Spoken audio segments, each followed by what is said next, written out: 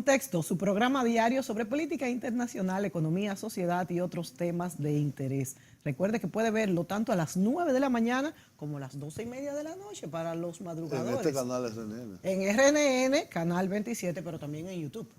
En YouTube, como lo dice el banner ahí abajo, en Facebook, en Instagram, ahí están las fotos, y en Twitter también ponemos el link del programa. Suscríbase, la dirección señores. es CTXT_RD.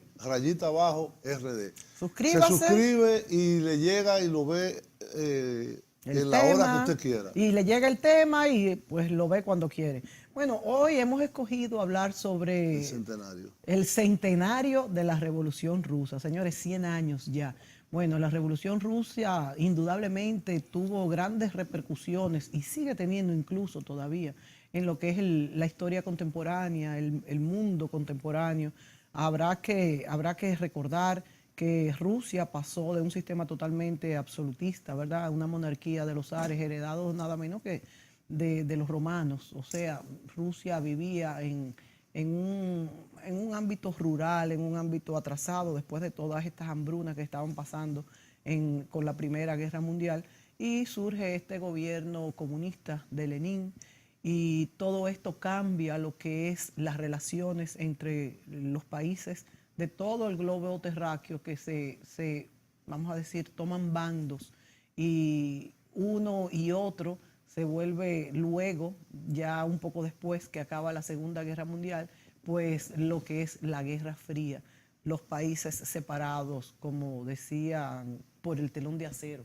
¿Quién fue que lo dijo? Churchill fue que lo dijo, que el mundo se separaba por el telón de acero, y realmente pues la cortina de acero, y así pasaron muchos años, señores. Bueno, pero para hablar sobre este tema tenemos un invitado muy especial. Nos acompaña Cristino del Castillo, quien estudió en la Unión Soviética Derecho Internacional, por lo que esto le da pues un testing, un saber qué pasó allí en esta época donde todavía se vivía bajo la URSS, ¿verdad, Cristino?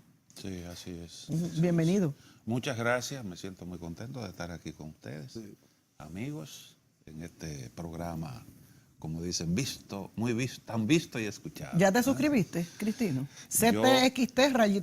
Yo lo veo habitualmente en YouTube. En YouTube. Sí. Ya Cristino se suscribió. Diferido. Pues, amigos, como es tradición en este programa, no solamente queremos traer un tema de importancia, sino también queremos ilustrar. Ilustrar, la imagen es una de las cosas que más ilustra a la población.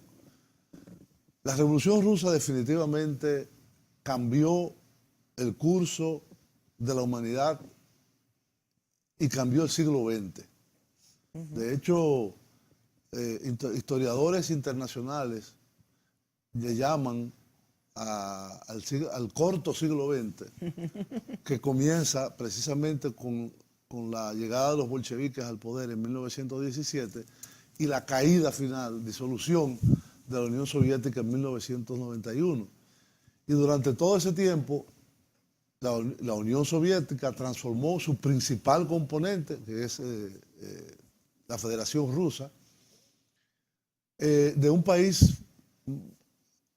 a la cola de Europa en una superpotencia. Sí. Una superpotencia que inclusive llegó en algunos momentos a ir por delante de los Estados Unidos en la conquista del espacio, en cuestiones de medicina, en cuestiones muy variadas, y que evidentemente por el peso de la Primera y la Segunda Guerra Mundial y la defensa del Estado, el aspecto militar también tuvo una importancia fundamental, y de hecho esa cortina de hierro que mencionaba Mónica se formó después que las tropas del Ejército Rojo sacaran a Hitler de la Unión Soviética, y en los países que hoy se llaman Europa del Este, incluyendo Berlín.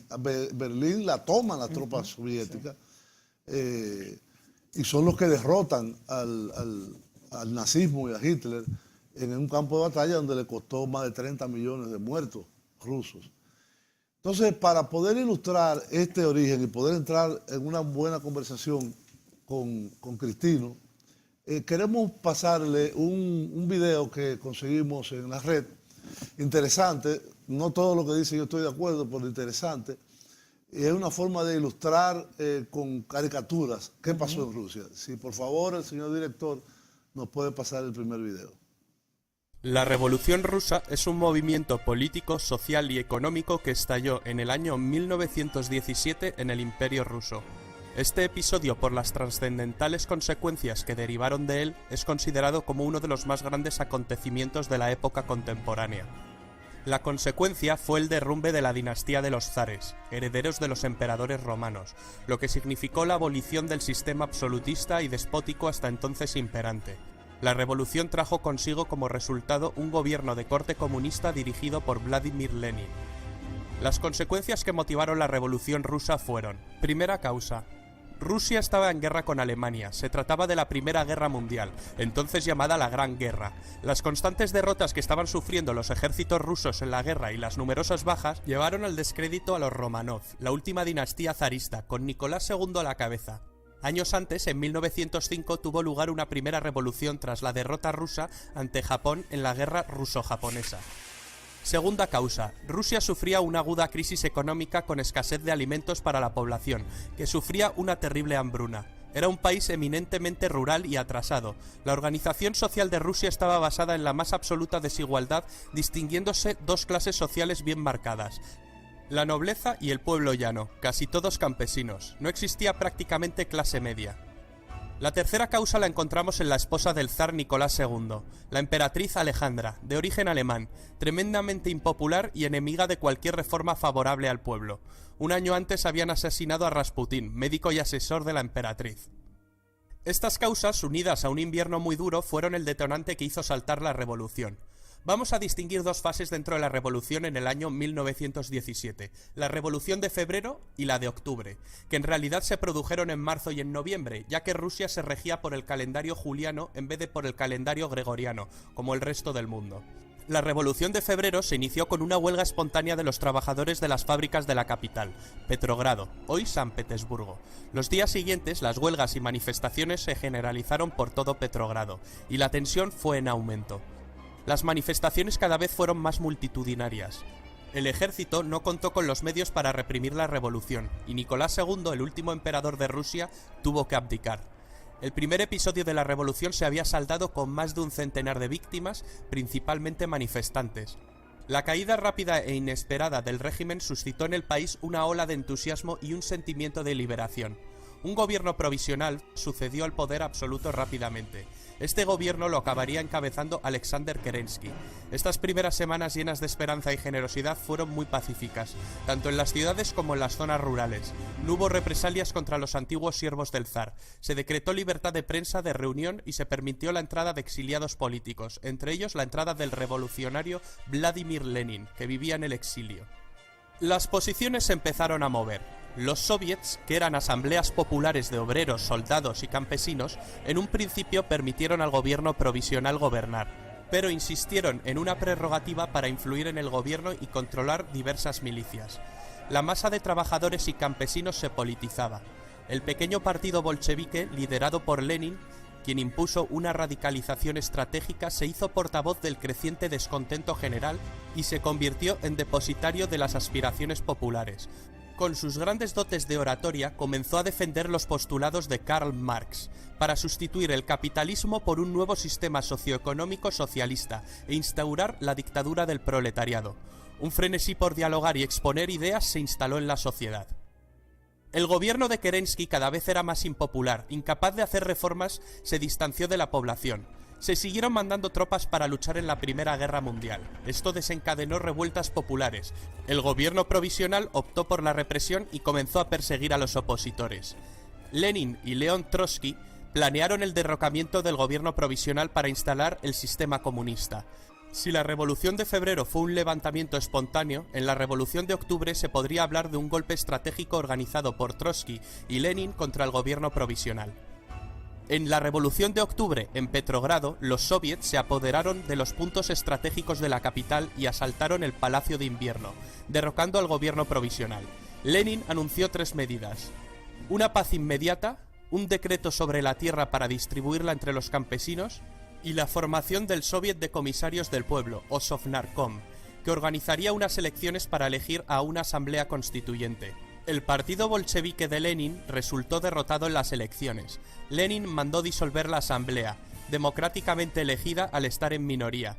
Esto desembocaría en una guerra civil. Los bolcheviques crearon la Cheka, una organización de inteligencia política y militar para aplastar cualquier tipo de disidencia. Sus métodos de represión no se limitaron a detenciones y fusilamientos en masa, sino que utilizaron brutales métodos de tortura. Aparecieron los primeros campos de concentración. El terror rojo había comenzado. En 1918, el que fuera zar de Rusia, Nicolás II, la zarina Alejandra y sus 5 hijos, que se encontraban recluidos en una mansión de los Montes Urales, fueron masacrados por un grupo de revolucionarios. La guerra civil que enfrentó al ejército rojo de Trotsky contra el ejército blanco se saldó con la victoria del ejército rojo. Se había impuesto el leninismo y la dictadura del proletariado. Se formó la Unión de Repúblicas Socialistas Soviéticas en 1922. El país estaba profundamente tocado. Una terrible hambruna mató a más de 5 millones de personas. Se pusieron en marcha una serie de reformas. El partido es dirigido de forma vertical, de arriba hacia abajo. El nuevo estado consiste en una pirámide de soviets en donde realmente el partido decide y los soviets votan lo que ha dicho el partido. En 1922, un Lenin enfermo deja su puesto. Se inicia una disputa por la sucesión entre Trotsky, el creador del Ejército Rojo y la cabeza más brillante del partido, y otros cabecillas. En 1924 muere Lenin. Iósif Stalin, un hombre al que todos habían infravalorado, se impuso contra todo pronóstico y sería el sucesor de Lenin. Trotsky fue expulsado del partido y finalmente asesinado. Stalin impuso un gobierno totalitario y sangriento y elevó a la Unión Soviética a la categoría de gran potencia política, económica, científica y militar del mundo. La Unión de Repúblicas Socialistas Soviéticas duraría hasta el año 1991.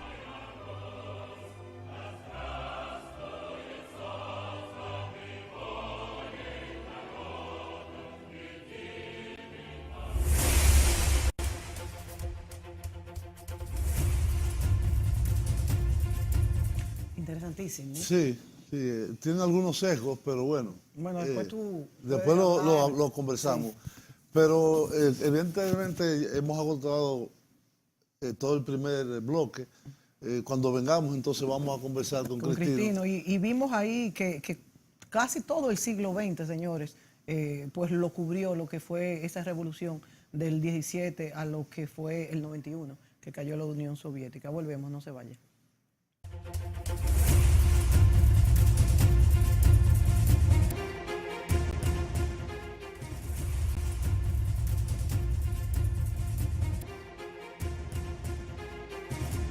Muy bien, amigos. Este año, el 7 de noviembre de 2017, se cumplieron los 100 años de eso que vimos ahora en la ilustración, de que primero en febrero, después en octubre, cayó la monarquía, hubo un gobierno provisional que no paró la guerra y posteriormente los soviets, que eran organizaciones paralelas al gobierno, organizaciones soviets significa en ruso comité, ¿tú me corriges? Consejo. Consejo. Los consejos de obreros, soldados y campesinos cada vez tenían más importancia y cada vez agrupaban más a la voluntad de la población. Y la población exigía paz, exigía comida y exigía tierra. Que fueron las tres grandes. Eso no tiene nada que ver con el socialismo. Pan, paz y tierra. Sí. El socialismo es otra cosa. Pero quien dirige este proceso es el nombre real del partido bolchevique, era Partido Obrero Socialdemócrata Ruso, y se dividió entre los bolcheviques, que eran los mayoritarios, que significan mayoría, y los mencheviques, que eran la minoría, que era más conservadora, más tipo socialdemócrata de lo que hay ahora en Occidente. Entonces, Cristino, a 100 años de ese acontecimiento, y diríamos de lo que formó la Unión Soviética, ¿cuáles son las principales enseñanzas que tú, como especialista internacional, sacas? primero de su existencia y después de su disolución. Bueno, yo quería antes hacer algunas precisiones, porque se cree que la caída del zarismo fue una consecuencia de la Revolución de Octubre, y no fue así, porque ya el zarismo había caído en febrero de 1917. Exacto. El zarismo se cayó, como dijo Trotsky, prácticamente solo, como una fruta podrida. Fue el término que él utilizó. Y eso fue consecuencia de un proceso de descomposición, de desgaste acelerado, que como bien se explica ahí, tuvo que ver primero con la guerra ruso-japonesa, que trajo mucha inconformidad, que debilitó al régimen, y después entonces la Segunda Guerra Mundial. Pero eso de Rasputín y la zarina, eso es secundario. Eso es son situaciones realmente poco relevantes. Aunque ella pudiera ser impopular y todo eso, pero las causas fundamentales que también se explican ahí, yo creo que fueron esas: la inconformidad producto de desabastecimiento, producto la hambruna de la guerra. Exactamente. Prácticamente todo el sistema productivo colapsó como consecuencia de esa participación en esa guerra. Quedó demostrado que Rusia no estaba preparada para hacerle frente a un ejército tan poderoso como el ejército alemán. Y todo eso vino acarreado de grandes inconformidades, además de la falta de libertades. Eso son hechos, porque estamos hablando de una monarquía absolutista que quiso introducir algunas reformas después del 1905, cuando se creó la Duma y hubo como unos amagos de evolucionar hacia una monarquía parlamentaria, mas el régimen siguió controlando prácticamente lo que era un órgano meramente consultivo, porque eso era la Duma, un órgano meramente consultivo que debía tener funciones legislativas. Sin embargo, las expectativas no fueron llenadas. Y bueno, en ese mismo contexto fue que surgieron los soviets como un organismo, como entidades que estaban llamadas a dar soporte para la realización de las huelgas, recaudar fondos. Eso fue de una creación espontánea. Y además de eso era una especie como de entidad, de órgano que se utilizaba para canalizar reivindicaciones. Entonces se creó esa dualidad cuando el zarismo se vino abajo. Por un lado, un gobierno provisional que estuvo dirigido fundamentalmente por los eseristas, con Kerensky a la cabeza. ¿Por los cuales? Eseristas. El Partido Socialista Revolucionario. Partido Socialista Revolucionario. Por las siglas en inglés, en ruso, es R. Entonces le decían eseristas, que también participaron los cadetes, que eran Partido Demócrata Constitucional. Constitucional. Que fue una revolución muy, vamos a decir, medida, no como la de octubre. Pero eran realmente sectores liberales. Sí. Eran sectores liberales, socialistas, pero se puede liberales. decir que progresistas. Sí. Ahora habían grupos más radicalizados que entendían que había que profundizar los cambios, había que introducir la realización de los cambios políticos y de los cambios económicos y atender las reivindicaciones de ese 80% que era la mayoría del pueblo ruso campesino, que vivían en condiciones Según los datos, Cristino, que presenta el video, pues Lenin no ganó las elecciones, sin embargo las anuló. Bueno, realmente déjame decirte una cosa. Eso fue un solo día duró, menos un día la Asamblea Constituyente. Sí. Pero lo que dice Cristino es muy importante, porque ¿por qué se produce la Revolución de Octubre? Porque cuando cae la monarquía, abdica el zar y toma el poder una coalición diríamos, socialdemócratas y liberales, el programa fundamental que exigía la población, que era parar la guerra, y tierra para los campesinos. Y tierra para los campesinos, pero sobre todo y parar la guerra y alimentos. Sí. Pero parar la guerra, el problema fue que esa coalición no se atrevió a romper con Francia, Inglaterra y Estados Unidos, que eran los que estaban en guerra con Alemania. Sí. Exactamente. Y al Ahí no poderlo hacer, siguió la guerra y el descontento se generalizó. Eso mismo les iba yo a preguntar, porque ellos al seguir con el bando de aliados en la guerra, ¿a qué los obligaba? ¿A qué los obligaba? A seguir en la guerra. Y toda la juventud y todos los soldados que eran conscriptos estaban en los frentes muriéndose de frío y de hambre. Y hubo deserciones masivas. Ahí frente al gobierno provisional hubo serias contradicciones a lo interno del partido bolchevique. Trotsky, por ejemplo, tenía una posición. Él entendía que había que darle la oportunidad de que ellos se desgastaran, de que el gobierno provisional agotara su espacio, su tiempo. Su tiempo. Lo que además pasó. Exactamente, tal y como ocurrió. Sí. Tal y como ocurrió. La posición de Lenin era la de Más que radical. los bolcheviques tenían que tomar el poder.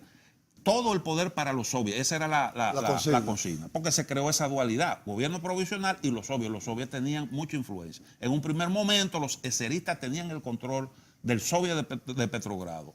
Y después, entonces, los bolcheviques fueron ganando terreno hasta que eligieron a Trotsky como presidente. Pero por sus posiciones. Claro, Pero por esa misma lucha. Los bolcheviques se hicieron mayoritarios en los soviets porque planteaban en todos los debates, porque eran asambleas gigantescas, donde abandonar la guerra y repartir la tierra y paz inmediata. Entonces, eso no fue capaz de hacerlo el gobierno provisional, y por eso fueron perdiendo influencia en los soviets, que era el poder real. Y prácticamente la toma del poder fue una especie de formalidad. Sí, fue una entrada. Porque eso no es como mucha gente se imagina, que hubo una guerra y que se enfrentaron. Fue una decisión que se tomó política. O sea, en octubre, el 25 de octubre. Lenin escribió una carta diciendo: los bolcheviques tienen que tomar el poder. Ya las condiciones están dadas para eso. Y lo único que hubo que hacer fue entrar al Palacio de Invierno. No había ni soldados. Simple y llanamente. Y ahí mismo se terminó el gobierno provisional. ¿Tú sabes qué me recuerda mucho esa imagen? A la caída de Gorbachev. Exactamente. Y la disolución de la Unión Soviética. Fíjate cómo la historia se repite. Al principio del siglo se cae el zarismo y al final del siglo se cae la Unión Soviética. Casi de la misma manera. Sin tirar un tiro. Exactamente. Fue paulatinamente pasando. Se fue pudriendo, como dijo Cristina. Exactamente. Se fue agotando. Sí. Entonces, realmente lo que vino después, que en el video no lo dice con mucha claridad, fue una guerra terrible de todos los poderes del mundo, de los europeos, de algunos asiáticos, de Japón, de los mismos rusos blancos, que eran los monárquicos. Sí. ¿Por qué matan a la familia real? Porque que ese era un símbolo. Sí, claro. Era un símbolo. Ellos querían obligar a la gente a pelear para que se restableciera la monarquía. Y entonces fue una decisión que se tomó y bueno, se liquidaron todos, la familia entera. La familia entera. Entonces, eso uno puede decir, bueno, fue muy cruel, fue eso, pero era una decisión política por la situación. De hecho, el territorio controlado por los bolcheviques entre el 18 y el 21, que fue que terminó la guerra civil, se hizo pequeñito. Fue después, porque no había un ejército. Después que toman el poder, no había ejército. No había ejército. Los bolcheviques y Trotsky lo delegan para eso, a construir el ejército rojo. ¿Y Trotsky en qué año se va a México exiliado? No, lo echan. Sí, ¿en qué año? En el 29, 30. ¿Y por qué echan a Trotsky siendo el aliado de Lenin y el ideólogo de todo esto? Bueno, porque lo que decía política. Contradicciones muy fuertes entre Stalin y su grupo y las posiciones de Trotsky. Pero lo que quería decir es, esa guerra civil produjo muchos millones de muertos, de hambre, de hambrunas, arrasaban pueblos, etc. Entonces, la reacción de los bolcheviques, hay una discusión en el ámbito del estudio de la Revolución Rusa, si el terror rojo que se declaró era o no justificable, vamos a decir, moralmente. Pero ¿tú recuerdas una discusión que hubo entre Lenin y Máximo Gorki. Sí. Una discusión porque Máximo Gorki decía que no se justificaba tanta violencia. Y Lenin le decía que al terror blanco había que responderle con el terror rojo. Cuando se produjo el atentado contra Lenin, que Gorki fue a verlo, donde él estaba interno, entonces le dijo... Porque le dieron unos tiros. Sí, le dieron unos tiros. Es aquí el final de nuestra discusión. Señores. ¿Cómo influye, Julio, ya en el próximo segmento, y Cristino, todos los muertos de la Segunda Guerra Mundial, que Rusia fue el país que más pérdidas tuvo? Casi 30 millones. Creo que más, sí. Yo he leído que 40, no sé si es cierto. Fueron tantos que son difíciles contarlos. Sí, son difíciles. ¿Cómo influye en esta cantidad de muertos de la Segunda Guerra Mundial en el fortalecimiento de este régimen? Pero volvemos y seguimos comentando sobre este interesantísimo episodio que duró casi un siglo, señores. Volvemos.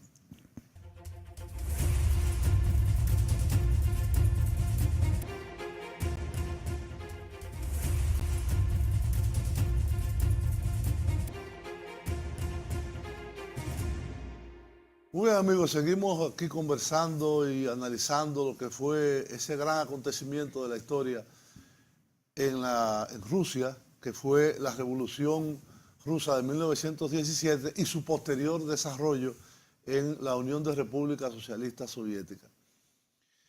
Termina la guerra civil, el país está devastado y los bolcheviques no contaban con la ayuda de nadie. Era un país que lo tenían cercado totalmente, pero un país de dimensiones gigantescas.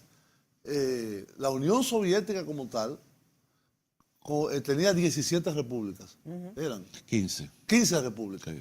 15 repúblicas. Y Rusia era una federación dentro de esa pero unión. era el 90% del territorio. Pero la Unión Soviética como tal... 22 millones de kilómetros cuadrados. Sí, un tercio de las tierras emergidas. Estamos hablando de 450 veces el territorio de la República Dominicana. No, yo creo Para que se tenga más o menos una idea. Esa es la... Si tú divides 22 millones, eso es lo que te va a dar, más o menos. En el 91... Entre 48.000. Se dispersan las repúblicas. Algunas quedan muy amigas de Rusia, otras no. Se disuelve la Unión Soviética, la Unión se disuelve. Y Rusia, aún así, tiene 18 millones de kilómetros cuadrados. Es decir, que es el país más grande del mundo, en términos del territorio. Sí. Entonces, al terminar la guerra civil... Pero en ese entonces, no obstante a su gran extensión territorial, era un país sumamente atrasado. En ese momento. En Rusia la servidumbre se abolió en 1861, cuando eso ya Europa iba viento en popa con la revolución industrial. Eso da una idea realmente de la realidad que había ahí. El 80% eran campesinos depauperados. Lo que se dice ahí, en el trabajo que se pasó al principio, es correcto. O sea, prácticamente ahí no había clase media. Y entonces había una brutal desigualdad. Yo recuerdo, en una ocasión visitó Margaret Thatcher, yo vivía en Moscú cuando eso, y ella fue al Hermitage. En San Petersburgo, que era Leningrado. Exactamente, un gran museo, uno de los más grandes del mundo. Y ella vio eso, estuvo un rato visitando el museo, y al salir le preguntaron cuáles eran sus percepciones de lo que había visto, y ella dijo, bueno, lo que yo acabo de aprender es por qué realmente se produjo la revolución. Claro. Porque ahí se muestra realmente la opulencia de la nobleza y realmente cómo contrastaba eso con la inmensa mayoría de la población, la situación de la inmensa mayoría que vivía una pobreza espantosa. Eso mismo sucede cuando uno visita, por ejemplo, el Palacio de Versalles en París. Que uno dice, ¿qué es esto? ¿Qué es esto? Una cosa, los jardines, la decoración, el uso de oro. Tú dices, bueno, que esto tenía que acabarse. Claro. Y por eso hubo una revolución grandísima también. Claro. La Revolución Francesa de 1700. Bueno, que es comparable es un hecho histórico. Sí, los bolcheviques tomaban mucho de referencia la Revolución, Francesa. La Revolución Francesa. como el antecedente histórico más importante que le precedió. Lucha por derechos humanos. Sí, pero fue una revolución de un carácter distinto. Ahora bien, como yo les decía, termina la guerra civil, el país está devastado, no hay más que un ejército y la producción agropecuaria destruida, las fábricas destruidas, etc. Y se adopta una política económica distinta. En lugar de todo ser controlado por el Estado, se adopta una política que se llamó la nueva política económica, la NEP, que permitió... Eso fue después del terminado el comunismo de guerra. Exacto, que fue el que precedió. Sí, exacto. Por la guerra. La NEP le permitió crear una reconstrucción interna sin ayuda de nadie en el exterior y permitió que la Unión Soviética, de un país rural, atrasado y casi semifeudal, se fuera poco a poco convirtiendo en una potencia industrial que se electrificó completamente. Yo me acuerdo que Lenin tenía un eslogan que era: socialismo es igual a electricidad, pan y tierra. Socialismo es electrificarse всей страны y Sovietskая власть. O sea, es el poder de los soviets y la electrificación de todo el país. De ahí uno advierte la importancia realmente que se le atribuía a la electrificación. Un país inmenso. Sí. Que además de eso, bueno, cuando los zares hubo a principios del siglo algunos esfuerzos por industrializar el país. Sobre todo se permitió... Petrogrado. Exacto. Moscú, Petrogrado y los Urales. Esos eran los 3 puntos más o menos con cierto desarrollo industrial. Y eso fue producto de la incorporación del capital extranjero al proceso de industrialización. Entonces había 2 grandes líneas de ferrocarriles. Durante el gobierno soviético eso fue realmente una epopeya. Cómo comunicar ese inmenso territorio. Sí, el transiberiano famoso. Para que facilitar. llega a Vladivostok, que está frente a Japón. Exactamente, exactamente. Entonces, ese es un aspecto muy Naturalmente, importante. eso también tenía un sentido estratégico, porque Stalin siempre estuvo consciente de que más tarde o más temprano iba a venir el choque directo militar con las potencias extranjeras, sobre todo con Alemania, Y él entendía que eso era estratégico, el desarrollo de la industria, sobre todo de la industria pesada. Por eso comenzó por ahí el trabajo del nuevo gobierno. Bueno, entonces la Unión Soviética se transformó de un país rural en muy poco tiempo, 25, 30 años, menos de 30 años, del 22. Ya en el 39 era un país casi industrial, estamos hablando de 15 años, 15, 17 años. Entonces, se transformó de una sociedad totalmente rural en una sociedad mayoritariamente industrial, urbanizada, con un campesinado muy grande, que se les repartió la tierra. Esa repartición de la tierra creó los famosos kolhos, que eran kolhos y sovhos. Sí. Que uno eran de los campesinos y otros eran del Estado. Sí. Exacto, era la forma de producción.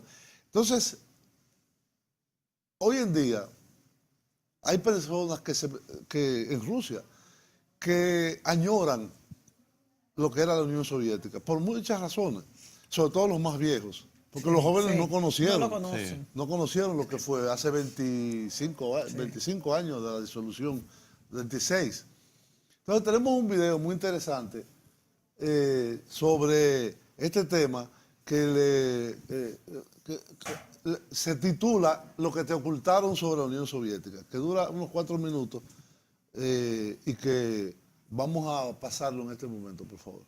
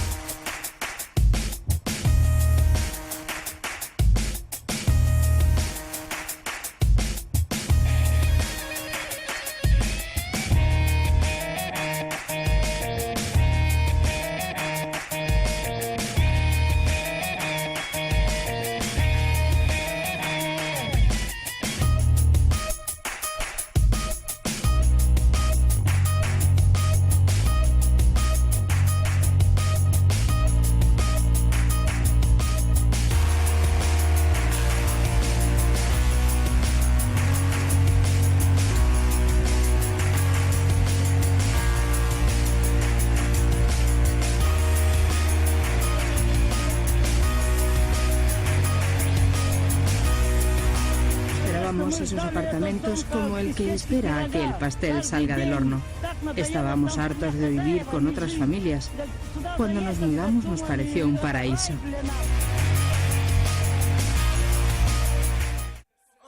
Con la rabia de Lyudmila Pavlichenko, con su rifle más de 300 nazis muertos. Lo llevan claro si quieren callarme. Antes la princesita Leonor pasará hambre.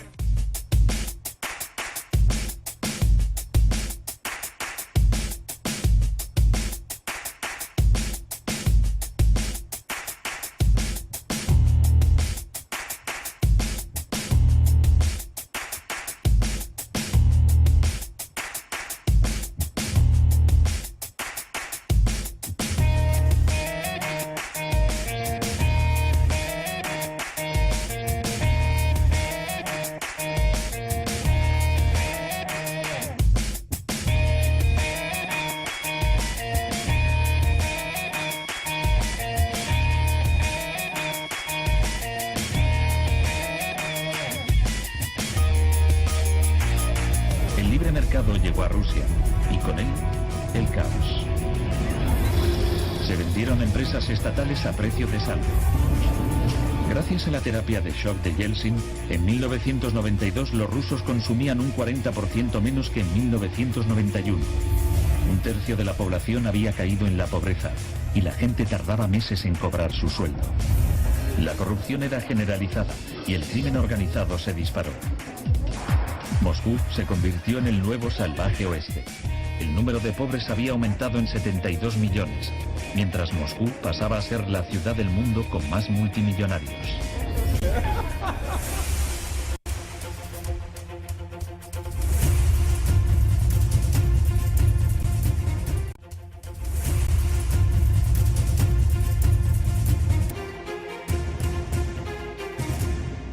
Bueno, Cristino, como vimos ahí en el video, excelente video, la Unión Soviética llegó a un boom, a un pico enorme. De hecho, Julio comentaba durante la pausa que en el 69 equiparaba el PIB con los Estados Unidos. Entonces, ¿a qué se debió esta vuelta hacia atrás, donde vimos que ya la gente volvía a pasar hambre, volvía a ver estos conflictos por trabajo? Este desboronamiento de la Unión Soviética, tanto económico, social como político, ¿a qué lo atribuyes? Rusia tuvo un gran despegue después de la revolución. Y eso tiene en parte que ver con recursos humanos. Porque es bueno decir que si bien era un país atrasado, tenía también gente como Tolstoy, como Dostoyevsky, como Chekhov, tenía científicos como Lomonosov, incluso estrategas militares como Kutuzov. Es que el sistema produjo todo esto también. Y exponentes del arte como Tchaikovsky. Influyó la revolución en todos Rusia, los terrenos. En todos los terrenos. Claro. En todos los terrenos. En el deporte. Y en el deporte. En todo. Entonces, yo creo que tal y como se refleja en el video, hubo progresos importantes y logros tangibles de ese proceso revolucionario. Y hubo políticas sociales que garantizaron unos niveles de vida bastante elevados. Yo viví en Moscú 6 años y no vi realmente un mendigo en la calle, nunca, nunca. La educación era gratuita, la salud era gratuita y de calidad aceptable. El mercado estaba bien abastecido. Aunque, ¿y la pobreza qué tal era? Aunque en todas partes, no había, o sea, había gente, digamos, con algunas limitaciones económicas, pero en sentido general, pobreza extrema, eso no existía. Al menos si existía, entonces uno no lo palpaba, al menos yo no lo palpé. Y las estadísticas, y las estadísticas decían que realmente había un pueblo con un nivel de vida. Entonces, había abastecimiento. Ahora, ¿qué pasó? Bueno, que los soviéticos tenían como vecino lo más avanzado de Europa. Y el pueblo se comparaba su situación, la situación de los rusos con los alemanes. Su realidad con lo más avanzado, con Alemania Occidental, con Francia, que déjeme decirle una cosa, el triunfo de la revolución ayudó al capitalismo a adoptar su mejor rostro. Claro. Su mejor rostro. Claro. Y de ahí la política del bienestar. Sí, entonces el estado había del bienestar. el estado del bienestar, correcto. Y entonces muchos rusos aspiraban a vivir como se vivía en Occidente. Y entonces se creó la sensación como de que en esas sociedades todo el mundo vivía en la opulencia. Y la propaganda penetró indiscutiblemente. El régimen político, sobre todo, el modelo político, también tenía sus fallas. Tenía evidentes fallas. Y yo creo que hubo un error, Julio lo comentaba en la pausa, en no hacer reformas a tiempo para permitir que Rusia pudiera realmente, porque era un país con cierto desarrollo económico, una potencia realmente industrial, pero en el mercado internacional, en el mercado mundial, participaba como un país subdesarrollado, vendiendo materia prima y ese tipo de cosas. Y todavía sigue siendo así, esa es la verdad. Entonces, faltó visión para introducir la reforma que supo en su momento hacer China. Naturalmente, ahí hubo factores políticos que ayudaron a eso, porque los norteamericanos utilizaron a China para mantener el equilibrio en el lejano oriente y para contraponer ese país, para sumar ese país a lo que era el contrapeso a la revolución de octubre. Y realmente los soviéticos perdieron la batalla en el mercado mundial. Esa para mí es la principal explicación. Gorbachev trató de introducir cambios y de hacer reformas. Sin embargo, el modelo político y los mismos esfuerzos que él hizo para asegurarse la participación, porque tuvo mucha resistencia a lo interno del partido, eso terminó arrastrándolo a él. ¿Por qué? Porque las masas definitivamente, en vez de apoyar la reforma que que estaba proponiendo Gorbachev, terminó alineándose con Yeltsin, que lo que perseguía era definitivamente pasarle por encima a todo el sistema. Y eso fue para mí lo... Hay un aspecto, Cristino, que tú conoces muy bien y que yo creo que no debemos terminar este programa sin tratarlo. La Unión Soviética fue fundamental en los equilibrios mundiales del siglo XX. No podemos entender ni la Revolución China, ni Vietnam, ni Cuba, ni los procesos de liberación nacional en África y Medio Oriente.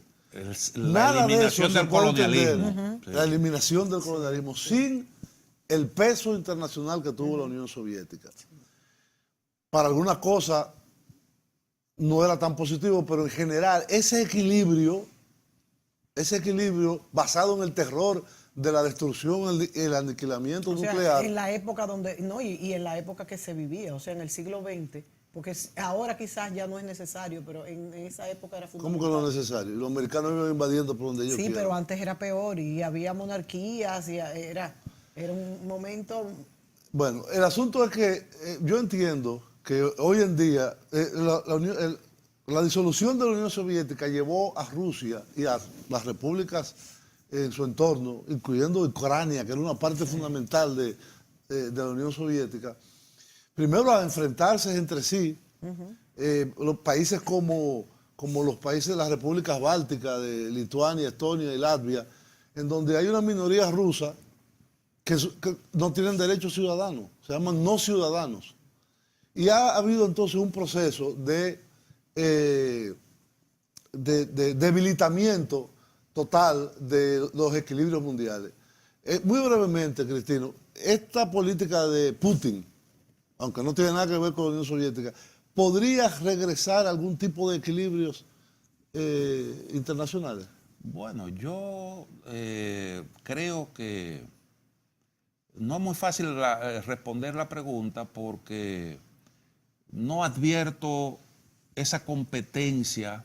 O sea, no advierto que Rusia tenga realmente interés en llevar a cabo políticas como la tenía la Unión Soviética, que promovía movimientos políticos y que trataba de consolidar o afianzar un sistema alternativo, porque Rusia es un país capitalista. Así es. La competencia se está llevando a cabo ahora mismo en otro terreno, pero indiscutiblemente que esto es un factor que gravita. Fíjate, por ejemplo, la posición que ha asumido Rusia de cara a los acontecimientos de Venezuela. Yo creo que ese es un ejemplo, porque las contradicciones se reflejan en muchas áreas. Lamentablemente... en Venezuela, en Corea, en Siria, o sea... Exactamente.